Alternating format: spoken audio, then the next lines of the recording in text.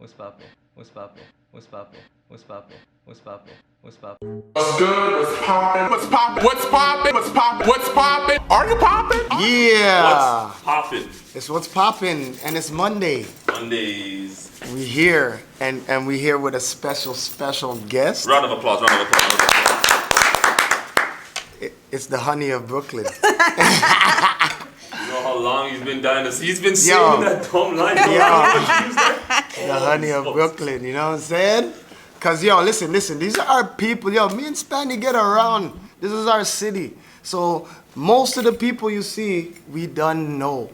You done know. So introduce yourself. Hey everybody, I'm the one and only Brooklyn. Yes, I'm a host, a rapper, an actress, and a model. I'm a quadruple threat, basically. Yeah. You know what I'm saying? So Triple threat right there. these are the type of people we be congregating amongst. You know what I'm saying? Cause it's what's popping. So yeah, let us know what's popping. What's popping? What's poppin'? What's poppin'? You guys should have had me on your show a long time ago. Try to play me, boy. Yeah, you know. Huh? Scheduling right there. Look at him, all seized up, all seized up. I be like, yo, fam, I can bring someone through. He's telling me, Listen. oh, I got this, I got that. I'm like, all right. It's okay. Listen. Let me go and tell the marketing guy and then the administrative manager and let them do that. Oh, that's me. You know what? I mean, let me just tell the technical guy to fix up the kit. Oh, that's you. That's me. You know what? Okay, I'll just check it. Yes, Sorry, guys. yes. Sorry, the technical guy messed up one time. He didn't schedule. I can't. He didn't call her. Well, I'm just happy that I'm here. I'm here chilling extremely with y'all. happy that that's you're all that here, really you matters. know? Everybody doesn't know that we knew each other from like dancing days. Like people don't understand like this is a fam from like, and I love the fact that it says fam. It's like a real family from like day one. Like when we used to dance with if people don't know skills, mad skills. Dirty Dozen, which had Tabby originally. Yeah. Dream Team and stuff like that. People don't know like Sycilus, you know. I always say in Toronto, I always felt that should get more spotlight. That whole movement, the dancing movement, because that was one Toronto of the went to bigger- the States and took over the dance. You have to remember when you're from Toronto. And at these times, we don't have rappers. We don't have Toronto rappers, Right? You know, look, I think a girl from Mississauga just won a U.S. Open. Right? We had Nothing. People used to think we had. No, you know what we had? Caravana. That's And it. that was even like. Not the plate with Caravana? That's it. So to see those guys go there and win on BT, Oh. Spring Bling. For those who Spring don't Bling. know what they're talking about, Spring Bling. When Mad Mad Skills. Skills went on there. Mad Skills. Shout out And the to beads, Mad they brought Skills. out the dance hall, braids and the With the beads on the beads. hair, and every man had beads, and it was shaking up the. And I think that was also a big thing in Toronto where everyone had the braids and the beads, Yes. and we were in the was it Bow Wow and then Omarion and I think it was more of a dance hall culture. It was. It wasn't like. You think so? Yeah, definitely. It Toronto, was. you know Toronto's who in influence. dance hall had bubbles or beads in their head name? Red Rat, you know that style where it's in right now. Shave the sides Didn't and Deshaun braid have the it? top. Deshaun was like Okay. the originator Yes. of that. He had that. But His long hair. the And the dance- brats. dance hall for Yeah, sure. the brat. The brats had that too. It's true, but that's hip hop. But yeah, Well, dance- hey, It was so good. Toronto's influenced by many different cultures. So you know what I'm saying. As the States is just, you know what I'm saying, chitlins and collard greens and shit, you know what I'm saying? The man said At least we have chitlins and collard greens. Kalalua, Aki and something. Yeah, I think Toronto. Yeah, man, banana. I think once we won that, I think Toronto's been on a real. I think that's what sparked Toronto's momentum. We're winning. That so Toronto always had like little pop-ups in mainstream North America, like in America, like Director X, Little X, he was going hard for a while, And he's from Toronto. and he's too. from Toronto, Shout out. Shout out Director X, you know what I'm saying? Director Because X. we're not little no more, is it?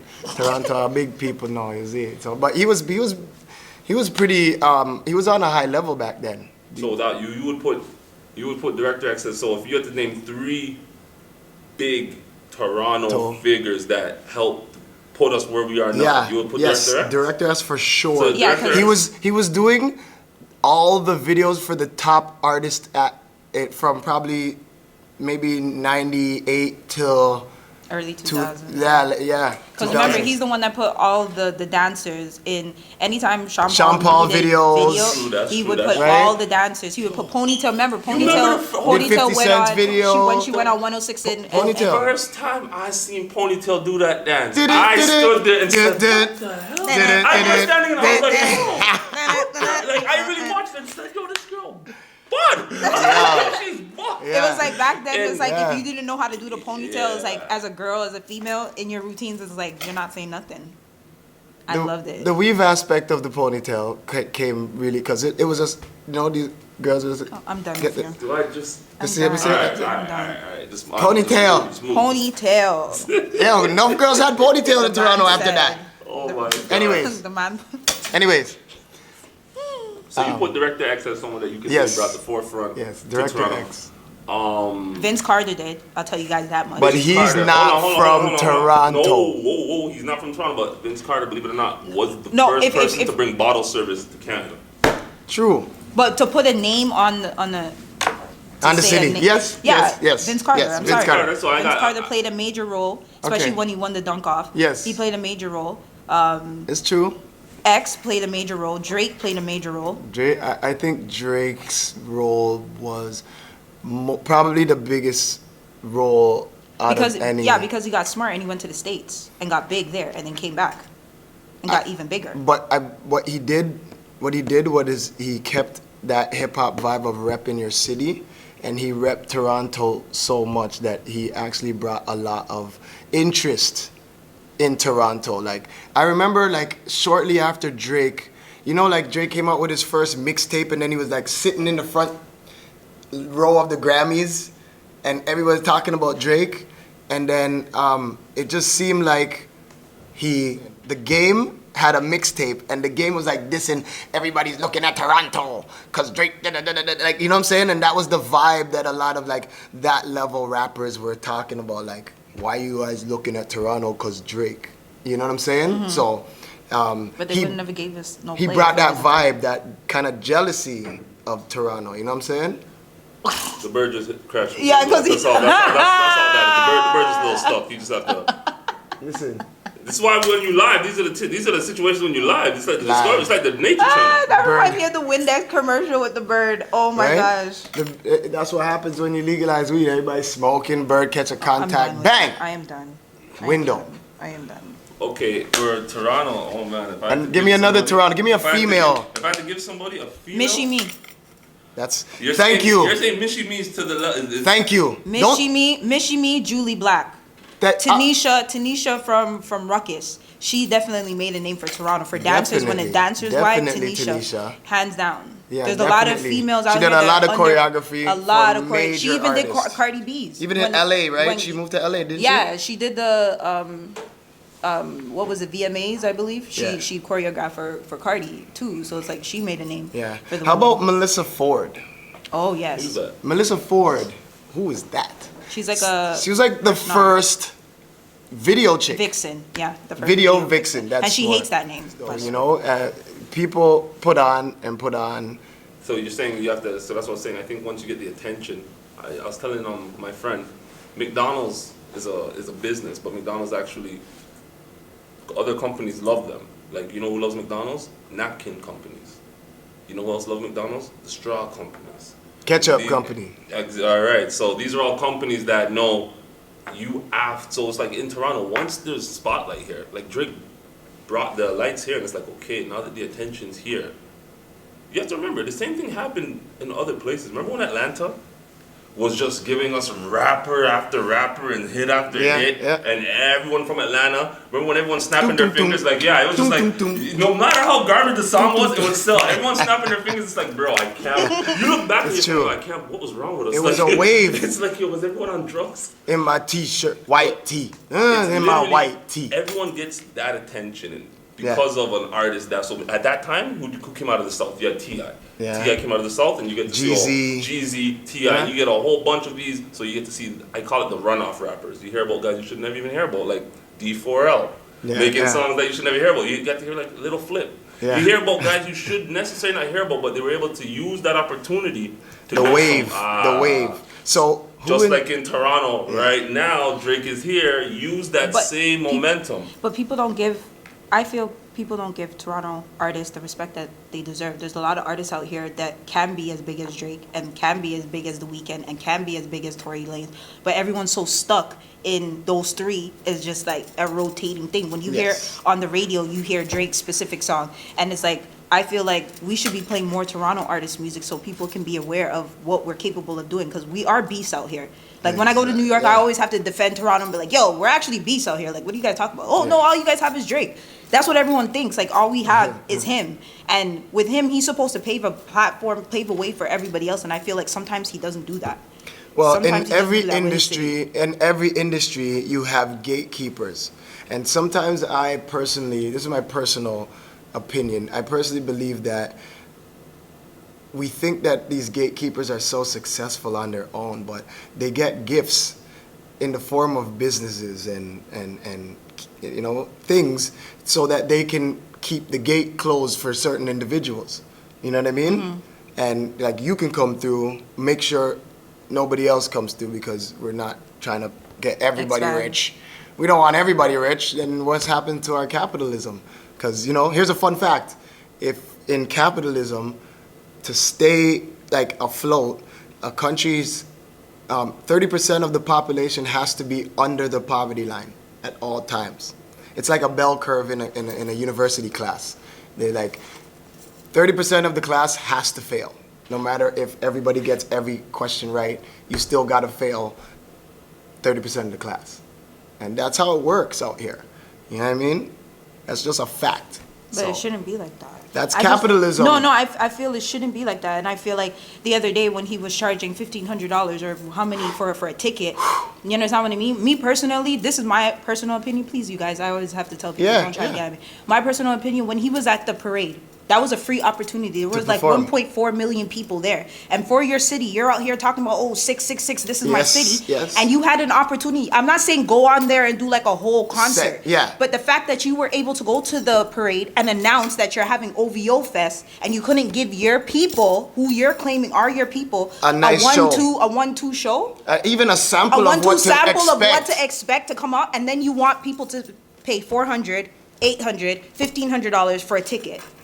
How about the youth them that are out here that are killing niggas, doing this, and out here repping Weston Road and doing the most, but they can't afford to go to your shows. Exactly. They can't afford to do that. But no, he wants them to shoot, drug deal, and I just feel like you have a platform. You have a great platform. You use it. Yeah, you're right. You put your city on. When you came and you were holding up the trophy, kissing the trophy, doing the most, right there you should have did a 1-2 for your city to show people, yo, this is what to expect at the OVO concert. Make sure you guys go out and copy your tickets, bubble. Give them a little sample.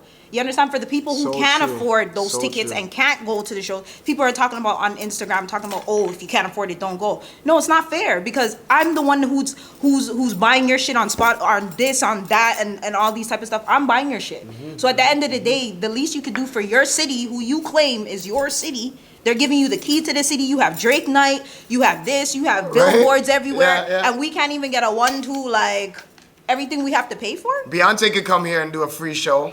But you can't. Free show at Dundas. But you remember that? Somebody tell me, has Drake ever done a free show in Toronto? Maybe we missed it. Maybe I missed it, and I didn't know. I will say it's funny because I remember when he first was coming out. This was maybe like 2 months before this is the first time Trey Songz came out. Yeah. And I remember when successful. And I remember when he Replacement Girl. No, Replacement Girl with Trey Songz. And so was Successful. Oh yeah, they were. But I think Successful was the one that. But I remember when he was at Humber College and he got booed. I remember people booed him at Humber College and Drake cut off the stage. You know, the college kids, they're throwing shit at him and everything, and it just blows my mind because I'm like, Toronto's a weird place, man. I'm being real. Toronto's it's a weird city. Toronto's a very odd weird city. Toronto is one of those cities that I tell people you have to go out, get recognized, and come back in. Yeah. It's hard. The people who do get recognized while you're in Toronto, like for instance, Winnie. Yeah. Winnie, who's doing she's so beautiful as a model. Yes. Do you think if she did not go on America's Next Top Model, I'm not saying that she wouldn't have been recognized. She was doing groundwork from day one. Mm-hmm. But don't you think that America's Top Model helped her with her platform now? it rocket launched I think her. that's what it is in Toronto. Right? And it's like what I go back to when I said the verified badge. When you say a comment, no, be honest. When you say a comment on Instagram, your comment can be funny. Mm-hmm. You maybe get 2-3 likes. You could say a comment that's half as funny, but because you're verified, People are gonna. It's and facts. it's like why you guys are just flocking to what you guys Think is cool. verified. It's facts. Well, no, it is verified. The stamp's there. It is verified. Yeah, So that's the word people. And remember, you say verified. but you're just verified by numbers. You're not verified by skills, Facts. experience, You're not Yo. certified. background. Do you guys remember Black Planet? For sure. I Black was just Planet talking was the about that. most. I think Black Planet was the most honest ever because it used to rate you from 1 to 10. You used to put up pictures. Remember, people I used to forgot put up about that. pictures, and it used to rate you from 1 to 10. And it used to calculate it like if you pick 5, you pick 7, whatever amount of people, and then they would basically put it all together and base it off of. The general. Yeah. Yeah. And that right there, I felt like people were way more cautious of the pictures and stuff, but back then we didn't care. Yeah. It was like you took pictures, you didn't care if people rated you a 7, whatever the case may be. Yeah. I feel like if Instagram was like that, where it's like, yo, you just, you know what I mean? It was like, yo, forget about how many likes you have. The fact that when people in Canada, they don't show how many likes we have anymore, I think that helps. When people can't see how much likes you have, how many views you have, people take more heed to you and to your page. Because it's like, when you don't know something about somebody, it's better for you to look and see for yourself opposed to just base it off of the numbers. Just because I have 30,000 people following me doesn't mean that I'm an influence to anybody. Doesn't mean that my work is 10 times better than the other person who has 50 I mean, it's followers. a click of a No, button. It's true, but it's like at the same time, you walk in a store and you see a shirt for $2. What's your first inclination to the shirt? Cheap. You walk in and the shirt's $200. What's your first inclination to the shirt? Overpriced. But more than likely, you're gonna look when you see a $200 shirt. They say the next thing you do after you see the price tag is you're going to look for the logo. You're going to say, why is it a $200 shirt? Yeah, yeah. Is there a swoosh? Is it a check mark? What is it on the shirt That's that facts. And that's But as because you Is it Gucci? Yeah, you As females, you it's kind of different because we wear anything. So it's like we can make, you understand? I get mad when I go to them. $2.50 shirt, you're picking that up because it's like you could dress it up Oh, yeah, anyway. But with You ever guys, seen I a understand. $2.50 shirt for men? Even the little tees are 10. The cheapest tee is 10. And you girls are getting tank top for So I think, yeah, 3 for $1. I think that's what people do. People just put wherever there's like when a girl has 200,000 followers, oh, she looks good. Yeah, When a girl yeah, has yeah. 20 followers, oh, she doesn't look good. Yeah, facts. But it's the same girl you're looking at. Facts. But it's just because people assume, holy, look how much followers she has. This is her sexy page and this is her business page. And the business page has Does 20. it- and the her sexy page has about 2 million.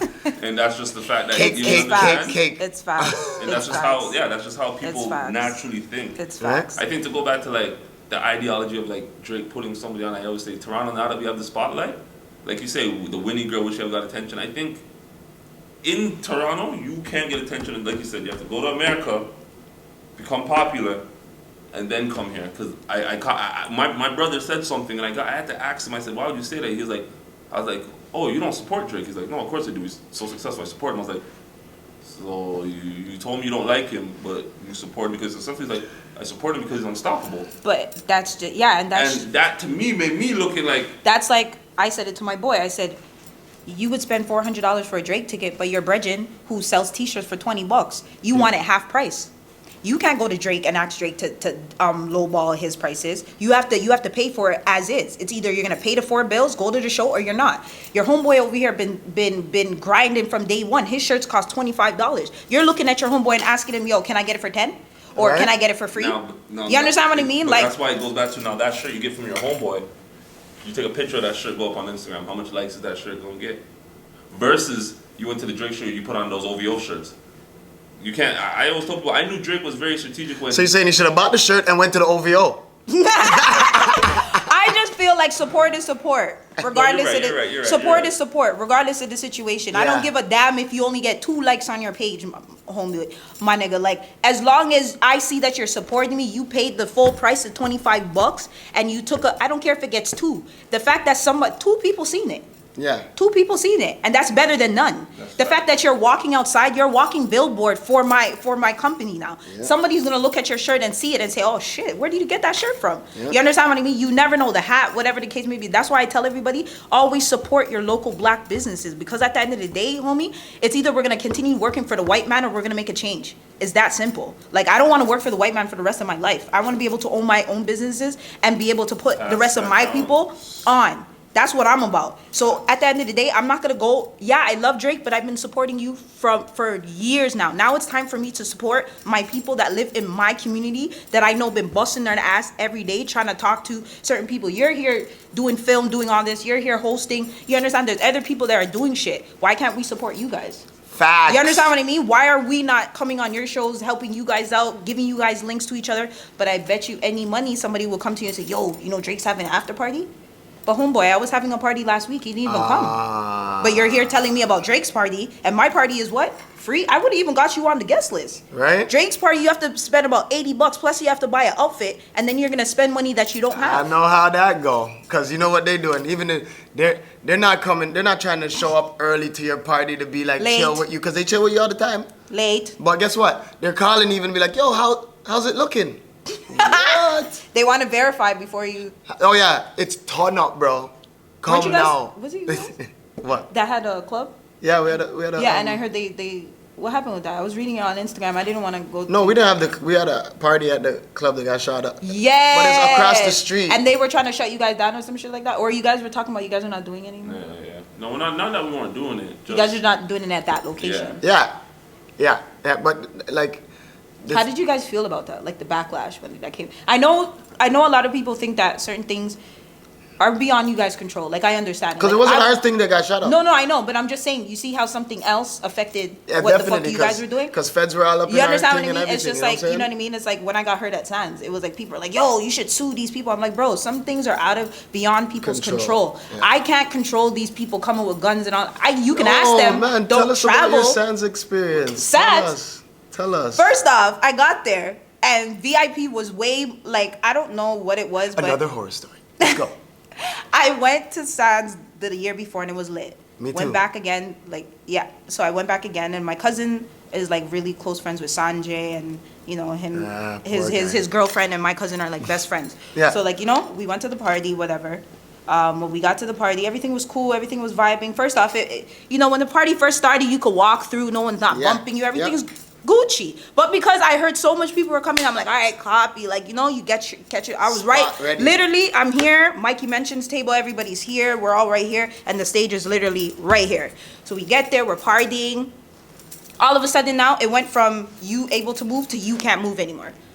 So me being from the hood, I understand. When you feel a vibe, like something's going to happen, I pull my cousins because for some odd reason, it was like, I don't know, man. It was something in me that said, yo, just move your cousin. So I took Nikki Hype's daughter, which is my cousin, took her and her friend. I'm like, yo, let's move to the side a little bit, you know? As soon as I said that, boom, no lie. The right side of the stage, boom, all I hear, Steenie come on stage. Oh, no, stop. Oh, no, hold on, stop. stop. Let me pause the story. The story. Yo, hold on, pause, Steenie, where you there? You have to come on this show Yeah. because he has a new name from me. The dancehall preacher. No, okay, I'm not gonna lie to you. The whole time in the party, Steenie was really good. Like Steenie, like when there was people dropping down from heat strokes and stuff, there was a lot of people. He went on stage and with the medic there, yeah, and the nurse in the and building. when there was like a little scuffle, when people were like trying to. Guys, I don't know what's wrong with some guys. They were trying to rob the bank, the liquor. No, guy. the liquor, because the girls at the liquor bar or whatever, they were trying to do that. And he went on the mic and him and Blacks kept on telling people like behave themselves. So I commend those two for going on the mic like they always do and try to keep the party sane. Exactly. After that, now no one's not listening to Steenie at this time. Boom. Everyone, you know, black people, everyone starts running. No one doesn't know what's going on, but everyone starts running. So now I'm at the side of the speakers and I pull my cousin and then it like stops for 2 seconds. So we're like, okay, whatever. Again, our next fight breaks out on the next side. So now everyone's running from 2 sections like this. I don't know how we end up at the side of the thing. All of a sudden now we're going, like now the crowd's moving us. We're not moving, the crowd's moving us.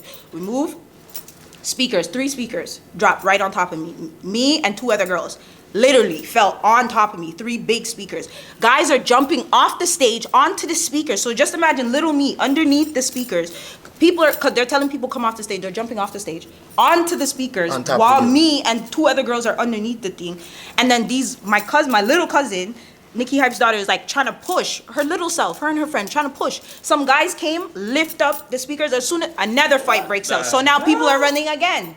So now as soon as I'm coming out, now they're pulling me out. My leg, this part of my body is still underneath the speaker. Okay, the girl beside me, her leg's broken because it's literally twist the other way. So she's bawling, she's screaming, and I'm literally still under the speaker. And all I'm asking is, yo, just take the speaker. I'm yelling like, take the speakers off of me, bro. They take this, as soon as they're taking the speaker off of me, there's a man, he jumps on the speaker and it lands on my ankle. So now the big weight is now on my ankle. So now the guy, some big guy, realizes what's going on, and he gets mad now, and he picks up the speaker. Him and his brother just pick up the speaker and they pull me out, and I was sitting there, yo. And then while that's going on, something happened outside. People are running from outside, coming back in, because people thought gunshots were bushing. So there's a fight inside. People are running. Yeah. And I'm like at the corner, and people are like pushing me and stuff, and I'm just like sitting there. Imagine being in excruciating pain. You're just sitting there, and the boy them like take out the guy's body that was on the floor, took out his body or whatever, and like the medic comes over. He's looking at me. He's like, yo. He looks at my leg, he's like, I don't know, it looks like it's broken, but I don't know what it looks like. It was just fractured though. When I went to the hospital, they said I got lucky, because it's like, I told them, I said, as soon as they said if the speaker was on my leg any longer, yeah, it definitely would have broke my ankle, bro. And this is how I make my bread. Like when I do choreography for people, like this is how I make my bread. So that's what I was telling people when people kept messaging me, yo, you should sue. I said, bro, A, they're family. B, it's beyond their control. And it was a fight that broke out that everyone thought it was gunshots. Yeah. You understand what I mean? And we as black people, we don't really like, once you see everybody running, the last thing you want to do is stand there. Yeah. Like you see that couple seconds you said that nothing happened? That's that deer in headlights moment. And it's like we are even all Snoopy, DJ Snoopy got hurt too. I think he twisted his ankle because and the thing about it is like everyone's like, oh, you guys shouldn't have been running.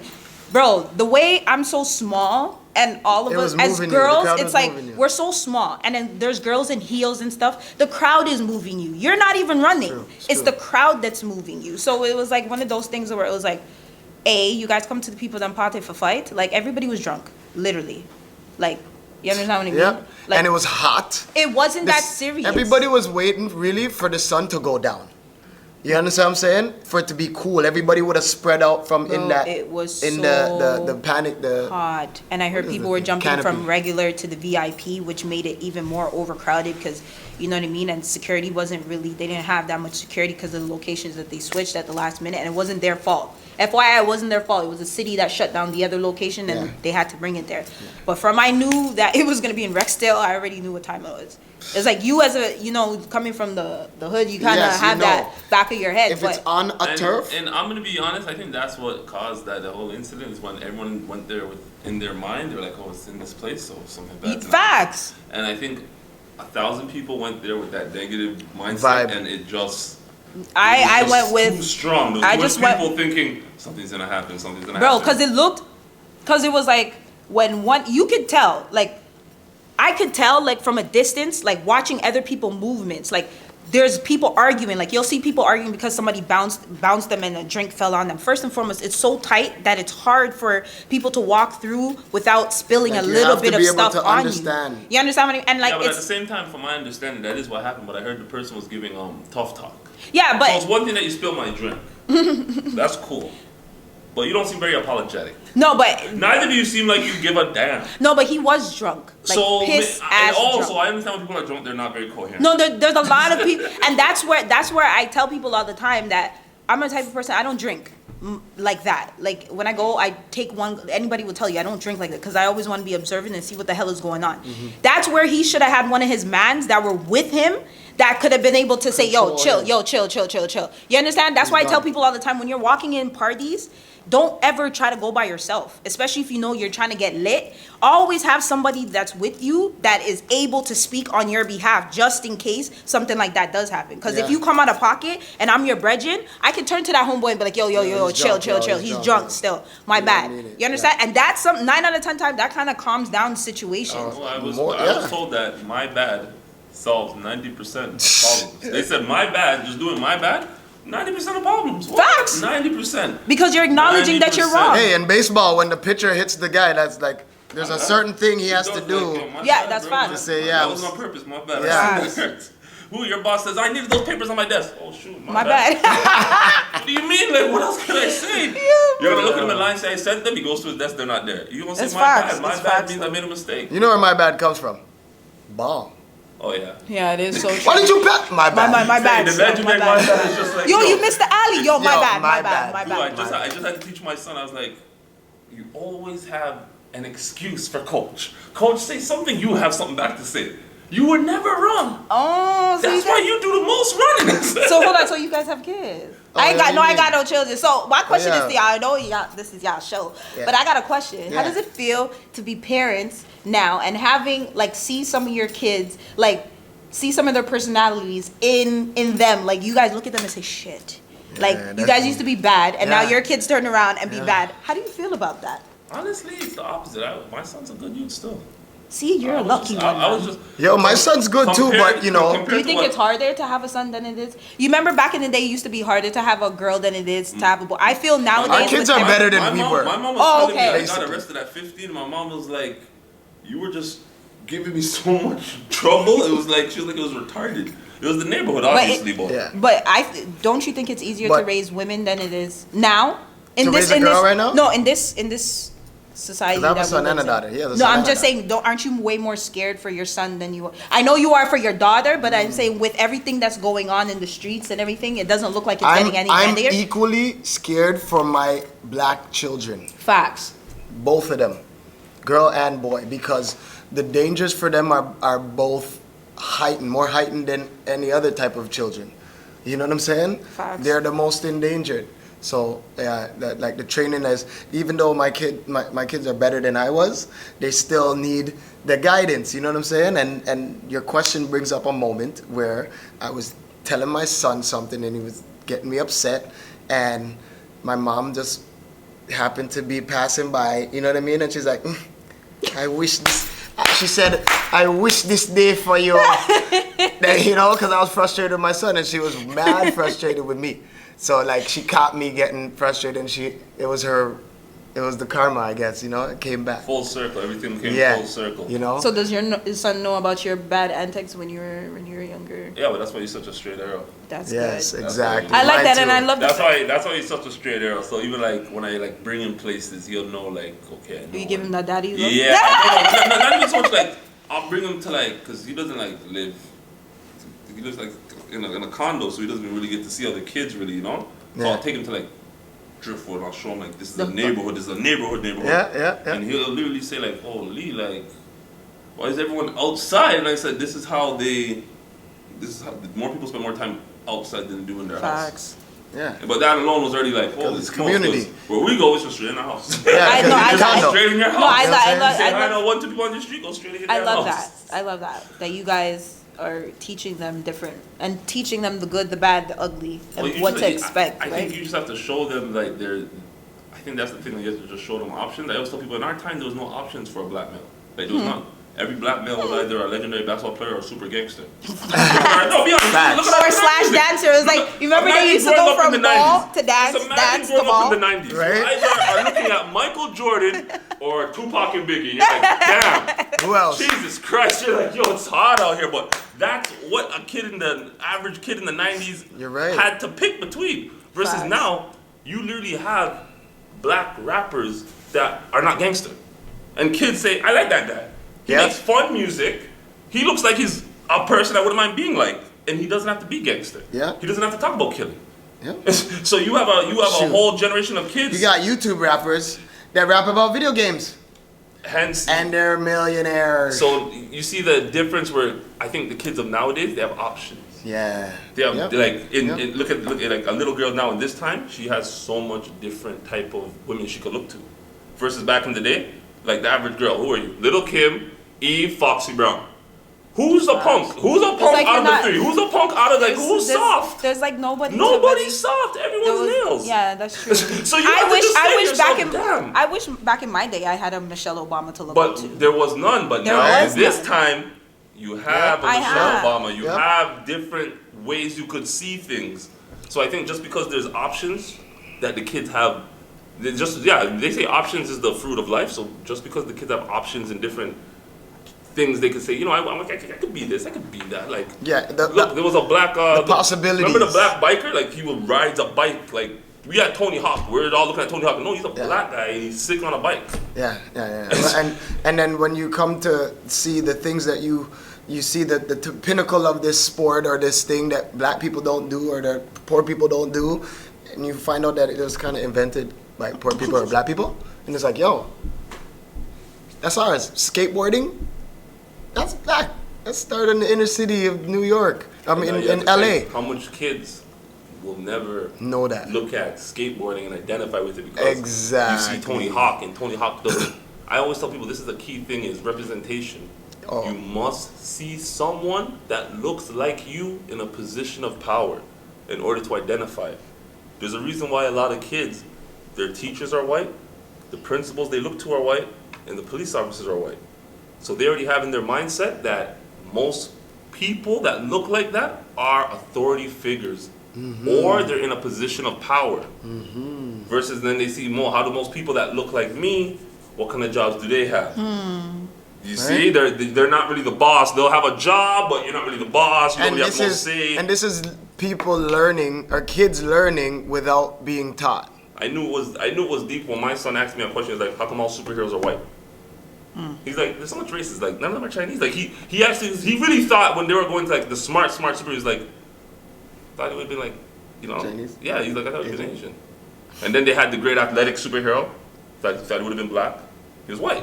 So he was just like, what in the world? And Listen, man, they gave us Black Panther and thought that they did the best thing ever in life that was invented. so even That's my Wakanda forever. We need more black super. facts. more representation. But on it's on us. That's what I say. See how you see Fam TV right now?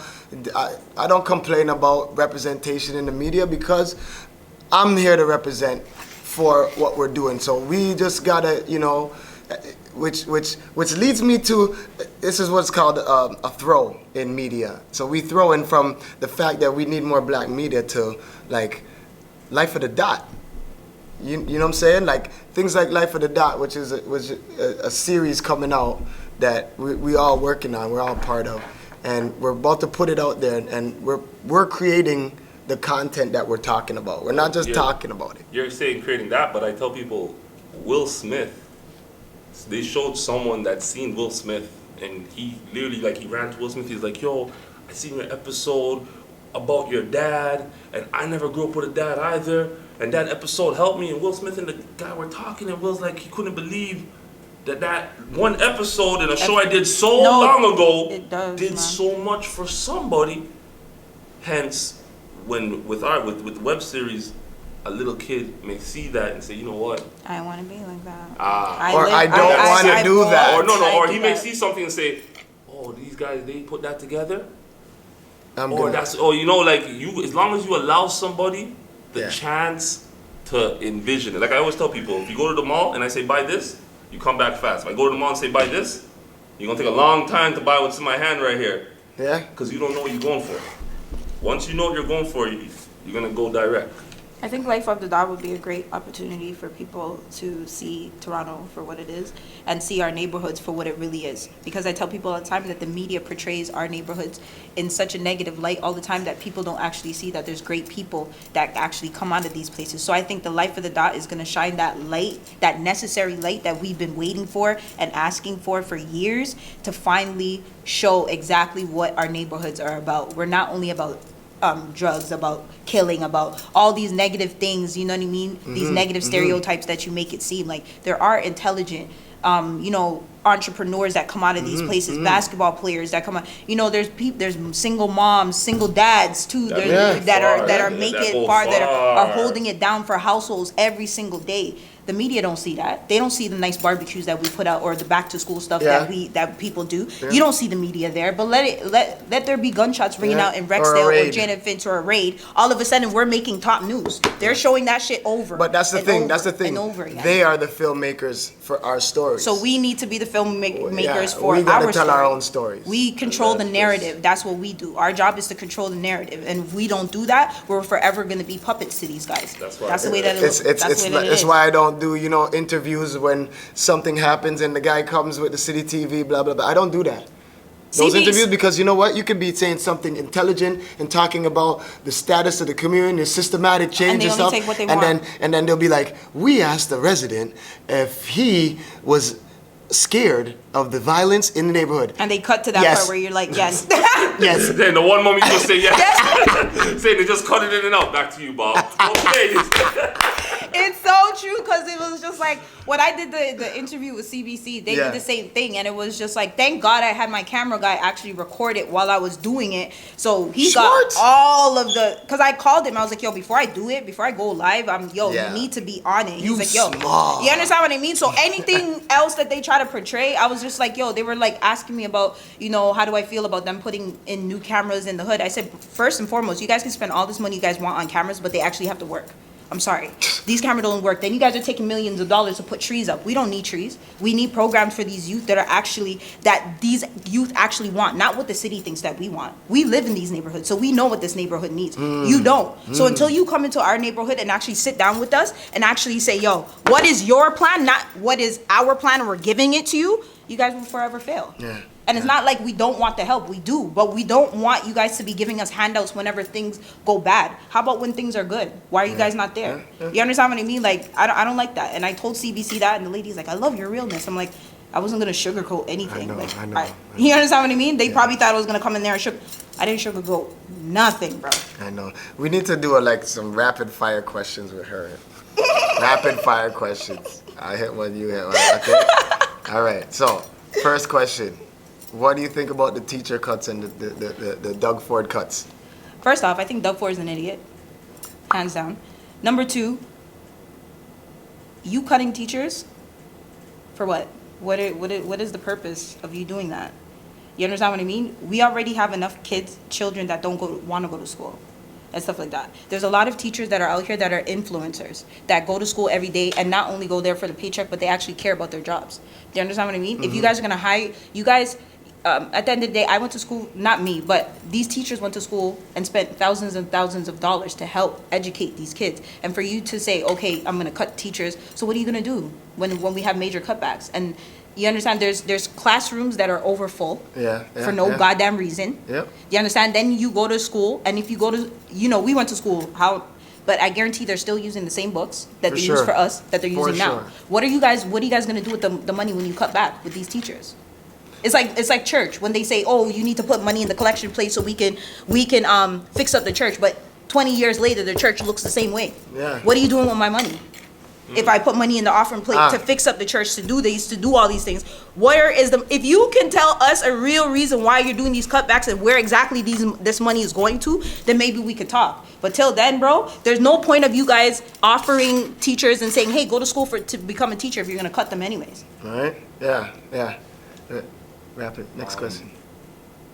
No, that's You have good. one?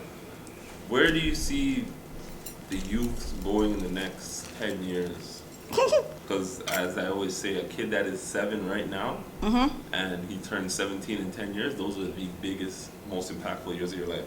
People don't realize from 0 to 7, nothing not going. Treehouse, you follow order, you don't know yourself yet. You just know You know, all one the thing. When you use 6-year-olds the are washroom, when you're hungry, you're just learning now. Facts. Like, yeah, I know when I'm hungry. I know, night and day. You're learning.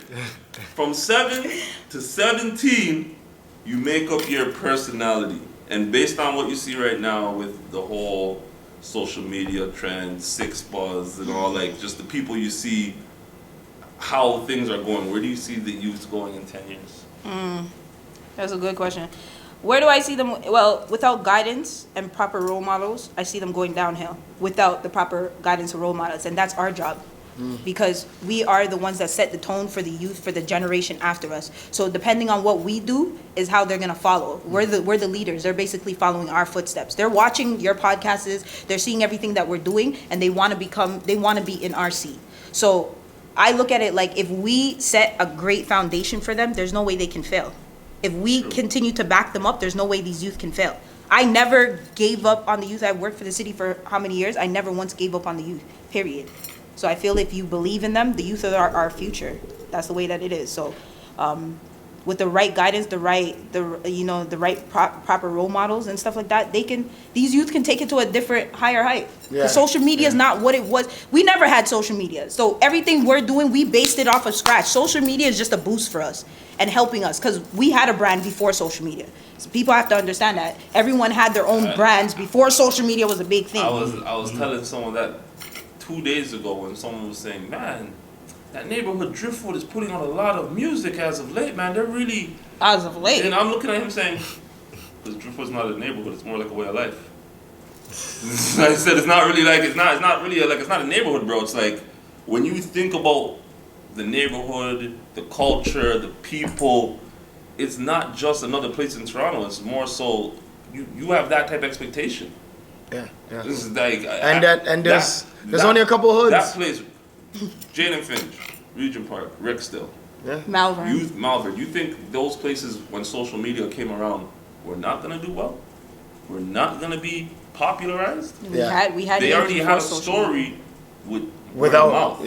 Yeah. And word of mouth is the strongest, because word of mouth means it's lit. True. And it's true. Like, you know, when someone comes to you and said, yo, you tried that chicken? Like, you know what I mean? Like, he wants to check in to know, I don't want you to miss out on this blessing. In case you tried it, cool. So but if true. word of mouth is strong. Word of mouth is powerful. So it's powerful. Now in social media times, like I tell people, certain places and neighborhoods, and that's why I say things get popularized easier when it already kind of had a story, right? Yeah. Like, that brings me to the next question. So, you have your own show. You have it. Tell us about your show and what you focus on, and tell us about your show. Okay, so I have Brooklyn Tea Talk on Worldwide Entertainment TV. You guys need to check me out. Follow, subscribe, share. Yes, honey. So Brooklyn Tea Talk is basically the tea of the city. Anything that goes down in the city, whether it's fashion shows, anything for upcoming young entrepreneurs that are in the game. I also do news for worldwide, like anything that happens in America as well. But I kind of try to focus on the underground artists and underground entrepreneurs and underground athletes that people don't know about, to give them, shine some light on them, because I believe that, I feel like everybody needs a platform somewhere and everyone needs a shout out somewhere, and you know what I mean? I have that capability of giving a young person or somebody else that platform or that opportunity to network with somebody. I'm going to do it. So that's what I do on Worldwide. Okay. So here's my next rapid fire question. If there's anybody that you would want to have on your show for any reason, who would that? Both of y'all. First off. Him, he's good. No, but I already told y'all, tit for tat. Like, bring me on your show. I come on your show, and that's what I've been trying to do with a lot of these podcasts. Is try to. I want you guys to come on my show and I come on yours, so we can show. Yeah, so we can show the cultures that we're actually sticking together. Yes. We're out here. How does this make any sense to me? That we're out here telling these artists that they need to bind together and work together, but yet we as people that do podcasts, we don't do the same. But we're sitting in interviews telling everybody, oh yeah, you should support this person, but I can't even get on your show. Yes. You understand what I mean? As an interviewer, as a discusser. Do you understand what I mean? And it's just like, I look at it like, now these people are becoming big-headed and looking at people's numbers and saying, oh, because you're not a so-and-so, I don't want you on my show. Yeah. That's not the way that it works. And that's, like I tell people now, remember it goes back to what we were saying earlier with value. People are watching the numbers and associating numbers with success and value. And I tell people all the time, you can't really do that, because when you check and really check the numbers, that's why J. Cole always talks about the fake views and the stream machine. Yeah. And J. Cole's like, mans could buy views, and you'll see a man's, how much views he has, 2 million views. And J. Cole's like, it's fake. And when you check it, only 20 people watch it. But even if you look on social media, if you calculate it, my boy, actually, shout out to my boy Marlo. You know Marlo Davis from my boy Marlo. Shout out to Marlo. Marlo actually opened my eyes one day and said, yo, everyone's out here worried about likes and all this type of stuff. If you actually calculate it, somebody who has, say, 30,000 followers, but they only have 2 likes, or they only have a couple, or a couple of or a couple of viewers Something and stuff that like makes that. sense. He's like, that doesn't make any sense because if you look at the math, it doesn't really calculate. And if you look at, say, the Kardashians, Yes. you'll see them have 15,000 likes comments and and comments. stuff like that. Yes. And it's like, that makes sense because That's of the amount real. of followers. So Marlo told me that. I never paid attention to how many followers Followers, have or anything because at the end, that has nothing to do with it. And then I always say, how much people are fucking with you? How much people are really Fucking with as you. in like you got 200,000 out of the 200,000. How much people could you say yo to right now? They say yo back. Yeah. Straight up, you just Yeah. say yo, they say yo, well, what?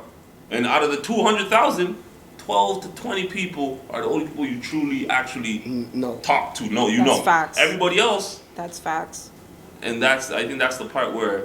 And this is why you're talking about the 7 to 17-year-olds that are gonna go through this idea of identity. We went through an identity thing being first generation Canadians. No? Oh yeah, of course. Okay? They're gonna go through an identity thing being first generation social medians. We were first generation, they're second generation because it means so much to them. You know, like when I used to play 2K or like Madden football, there's certain things that I'll do in the game because it's a video game. Like I'm not punting, I'm going further and forth because it's a video game. You know what I'm saying? Now it's like they care so much in this virtual world that they're gonna punt the ball. But You know what I'm saying? Because that's why people are starting to say, and I know it sounds dumb when people say, "Oh, why do you care so much about the virtual world?" There's people that make a lot of money off In the virtual world, There's and people that's that are really making a lot of coin. Yes. They're living well. Yes. And they'll look at you. they're in the making face. Bitcoin. No, they're really making good. They're generating good revenue because this is the way things have gone. So I always tell my son one thing is, when you see another kid's highlight tape, never watch a kid's highlight tape. And it's a highlight tape. Everyone looks good on their highlight tape, but it's just so easy for you to get caught up in the this is what someone looks like.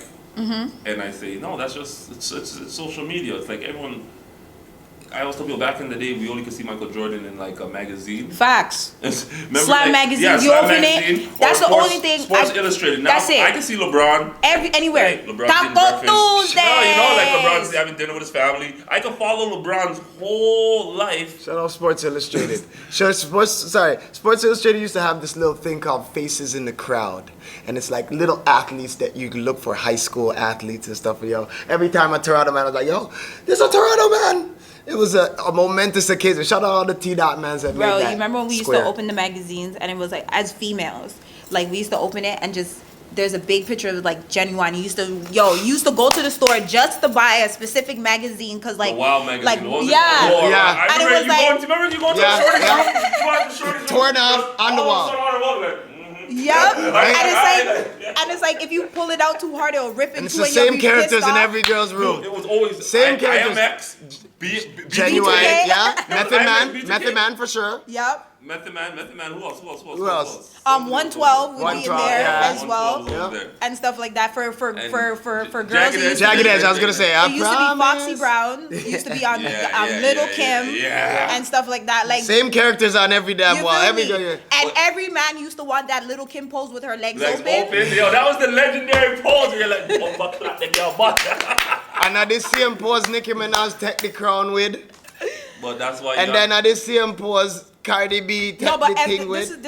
is the thing. When I was asked about how do I feel about these female rappers not getting along with each other, it's about paying homage. When you come into the game, you're supposed to pay homage to the people that came before you. When you try to shit on the people that came before you, it's a no-no. Yeah. When Little Kim came into the game, when Foxy Brown came into the game, they didn't turn around and say, "Yo, forget Queen Latifah, forget MC Light, forget all Yeah, the people that no. paved the way for them." They made sure that they paid homage to them and did their own thing. You understand? When Nicki came into the game, everyone said you mimicked Little Kim because you did. Yes. If you looked at her style, the way that you, not the way that you flow, but the way that you talk about this and you talk about that, Little Kim did that first because of Biggie. Let's keep it real. That pose that you did came from Kim. Yeah. That hair, changing up your hair color, look Kim at Crushing from You. Kim. Yeah. Crush on You. Crush on Little You. Kim did that. Yeah. You understand what I mean? Little Kim paved the way for you. So for you to sit there and be like, oh, I gave her. No, because when you go into interviews, you can't like Little Kim in this interview and then on this interview, you hate her. That's why you guys don't get along. And it's like Remy Ma. Like Remy Ma paved the way for a lot of these young girls and everyone's like, oh, she's old, she's this. Yo, what What are you talking about? If it wasn't for the Remy Ma's, the Little Kims, the Foxy Browns, you wouldn't be here. If Remy Ma wasn't battling Lady Luck across the pool table in them. First off, if she didn't go to jail. Oh man. Let's put it that way. If Remy Ma did not go to jail for the 7 years that she went, the rap game would not be the same. Because there was nobody that could compare to her when she was in the game, and she gave love to Kim. She gave love to Missy Elliott. She came and she was smart because the way she came in the game, she was hardcore. But at the same time, she never shit. Eve was doing her thing. She never shit on Eve. You understand what I mean?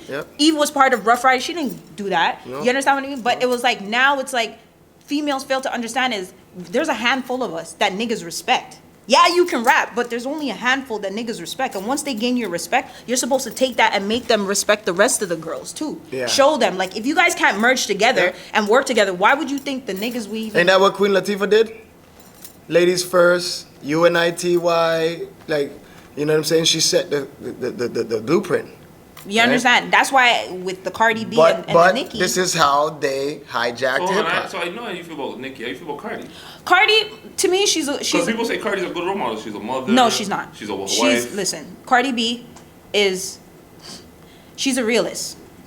That's what she is. She's one of those girls that, she's like a hood, well, she is a hood chick that speaks what she wants, when she wants. Nobody can say nothing to her. Why? Because nobody in her team is going to check her for that. She's always been like that since she grew up. No one ever checked her. Even on Love and Hip Hop, who was checking her when she was out of pocket? Nobody. So it's like one of those things where it's like Cardi B comes into the game. She has a ghostwriter. A lot of people have ghostwriters. They don't like to admit to it. Nicki comes into the game and people shit on Nicki because of her attitude or whatever the case may be. But Nicki been in the game for 12 years doing her shit, writing her own shit, doing all that type of shit. Cardi B came into the game and niggas are writing for you. You already have a blueprint put out for you. Nicki had to create her own print by herself. So the fact that she had to do everything by herself without help, as she said, she was around when social media wasn't as hot. So let's put it that way. Cardi B, you're in an era now where social media is hot as shit. Yeah. So if Nicki Minaj, people with not talent are getting let's be and not real. Training. Thank you. Let's be real. If Cardi B came out the same time as Nicki Minaj, you think she would be where she is right now? No, she would not, because the skills that she has is not as good as Nicki's.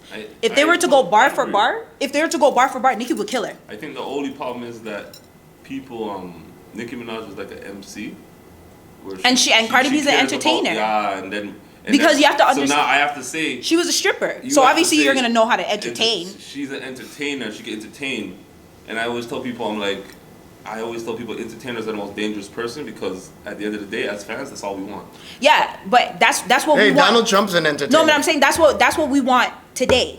Yes. Because back then it was all about rap. Who gives a rat's ass about your performance? People cared, but not as much. Social media made it to where people focus more on the entertainment opposed to the rapping. If you realize a lot of these guys that are rapping are mumble rappers. They can't rap. If you listen to them, they can't tell stories. If you give them, say for instance, you give them a Mobb Deep beat, they can't freestyle over real beats.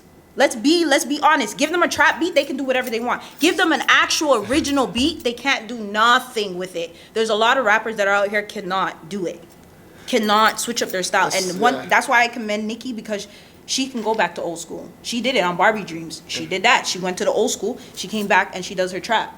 Now, if we were to take Cardi B and throw her in old school, can she do the same? Can she deliver? Oh, it's very true, very true. Can she deliver? No. Yes, you're an entertainer. That's great. But it's only going to last for a certain period. Real rap lasted for a certain amount. Now it's trap music. Now it's entertaining. We're going back. If you notice, the Dave Eases are coming out. Yeah. The Don Q's are coming out. The real rap, slowly but surely, is coming back. Jadakiss is coming back with his shit. Fab is doing his, like, slowly but surely, real rap is coming back. And that's why I laugh, because I'm like, so when they make Cardi B win a Grammy, do you think they set a precedent for, like, now the average little girl that's 10 years old and she wants to aspire to rap? Which direction do you think she may look to? Because a Grammy is a big accolade. She's going to look to the Cardi B aspect. She's not going to go for, you know, substance over style. Yeah, she's not. Because at the end of the day, if that's all it takes to win a Grammy, you understand what I mean? Like, you know, I agree with a lot of artists that say if that what it takes to win a Grammy, then they shouldn't be rapping. Period. Because it's like a disrespect. It's like a slap in your face. You've been working for 12 years. But yeah, what, it's okay, a but guys, slap this in is the the thing. face. This is the difference, right? Grammy doesn't have anything to do with hip hop. Oh. Hip hop is a culture. You know what I'm saying? Mm-hmm. It's a culture with its own language and themes and codes and stuff like that. So it's like once you're doing the Grammy thing, you're outside of hip hop. So she can be an entertainer. She can do that. It's like you know when R&B singers didn't write. How much R&B singers wrote their own stuff, right? Tank. If you wrote your own stuff, then you're more of a hip hop, because hip hop is rap and R&B. You know what I'm saying? So the writing aspect, the creation aspect, that's hip hop always. So if you're not creating, you're probably not doing hip hop. But that's okay. You can do rap. No, she can. I'm not shitting on Cardi B. She's great at what she does. But at the end of the day, I see where Nicki's coming from. Yeah. You understand what I mean? And it's just like with us. It's like we're old, like we've been there, done that. So when these young cats come and try to disrespect what we basically built the foundation for you guys, and you guys are shitting on us, I don't like that. You understand? That's like these young ballers don't know about the Denim Browns, don't know about certain people, but you're shitting on certain people. If you're in the Zeus is, anything. like there's people like you have to. Shea Chris Alexander who got drafted, and then You feel me? You kind of have to. You know, they only care about the Tristan Thompsons and the Corey Josephs. Yeah. They don't care about nothing that came before that, and they consider everybody old. The guys who Tristan Thompson and Corey Joseph looked up to. Oh, you know, You feel we me? used to pick up. Right? We used to pick Coach Rowe up before practice. Coach Rowe, shout out to Coach. This tournament used to be the Jane and Finch tournament. Used to the be classic? classic. The Lane. Big. Remember when Lane used to have their barbecue and hold their little thing in the lane and stuff. Yeah. And when the Raptors came to the lane and put the new basketball court that was there, like people don't know about certain things. And you know the Just Chris didn't Blackwoods start and all yesterday. these type of like, It they didn't think start they yesterday. literally think it started yesterday. It They didn't literally start think that yesterday. they started certain shit, and you're looking at them like, bro, no.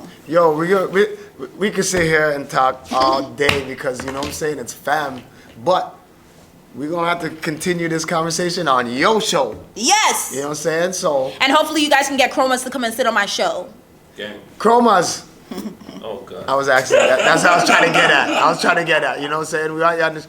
Chromas. We're gonna call you one time and one time only. Just come on my show one time, clarify some stuff, and we Gucci. Yeah, man, because you know what I'm saying? You gotta come, you gotta pay homage first before you get on. Yes. And come to the streets. We are the streets of T.O. Yes, holla at me. It's the one and only Brooklyn holla.